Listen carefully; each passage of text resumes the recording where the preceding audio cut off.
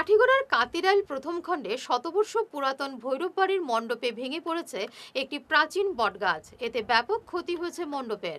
বর্তমানে সব ধরনের ধর্মীয় কর্মসূচি বন্ধ রয়েছে।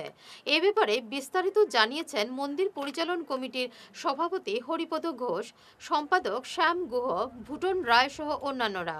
নমস্কার, আমি হরিপদ ঘোষ। আমি এই ভৈরববাড়ি কমিটির প্রেসিডেন্ট। আমার গত 3 দিন আগে রাত্রে 3টার সময় আমার ভৈরববাড়ির মণ্ডপটা এই গাছটা পড়িয়া ভাঙছে। এতে আমার ওই সেক্রেটারির মধ্যে আছে বা আমার অ্যাসিস্ট্যান্ট সেক্রেটারির মধ্যে আছে, তারা সহযোগিতা করিয়া আমরা এটা কেমনে আমরা সমস্যার জন্য সমাধান হইতাম এটাই আমরা মানে মন্ত্রী মহাশয়ের কাছে আমরা আবেদন। আর ওটাই আমরা মানে জেলা শাসকের কাছে চাই যে আমরা এটা যে আজকে এই দুর্ঘটনা ঘটছে বা এটা আমরা মন্দিরটি ভাঙছে এটার লিগে মানে আমরা কোনো সময় সাহায্য পাইলে ভালোই আসলো।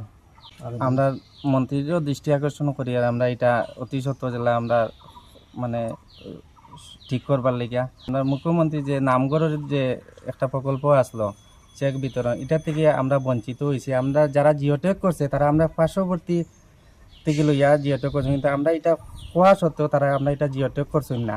এটারও দৃষ্টি আকর্ষণ করি আর আমরা মন্ত্রী মহোদয়ের কাছে অতি সত্ত্বরে আমরা এইটা চেক পাওয়ার জন্য আর কি।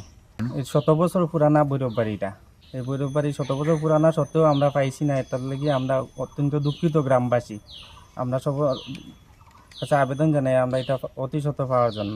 আমরা গ্রামের একমাত্র এই ভৈরব বাড়ি, আমরা প্রত্যেক সপ্তাহে এখানে কীর্তন হয়, পূজা হয়, দুর্গা পূজা হয়, কালী পূজা হয়, প্রত্যেক বছর নাম কীর্তন হয়। একই ভৈরব বাড়ি আছে, তার জন্য আমরা সবার কাছে আবেদন জানাই মন্ত্রীর মধ্যে আকর্ষণ দৃষ্টি করি আর যে আমরা অতি সত্ত্বর এটা মেরামত করার জন্য আর্থিক সাহায্যের লিগে।